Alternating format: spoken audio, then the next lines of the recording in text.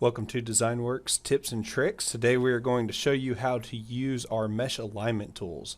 Now if you're working with a part like this that has 3 edges and you bring it in from your handheld scanner and it's not aligned, feel free to use our Align Mesh to Origin command.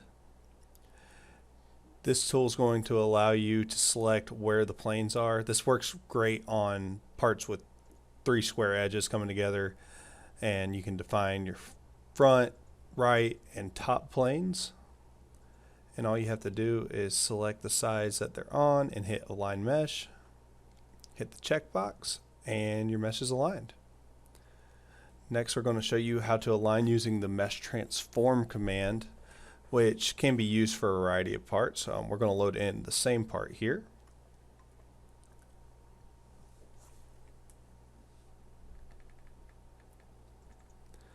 So we brought in a part again that's unaligned, and we're just simply going to create some geometry using our mesh features. Going to make a plane, hit the checkbox, and that gives us something to sketch on. Now you can just ad-lib this if you want, or you can generate some more geometry off to set your alignment to, but our end goal here is just to create enough geometry so that we can put a coordinate system on it in the alignment that we wish. So I'm just going to ad-lib for the sake of this video.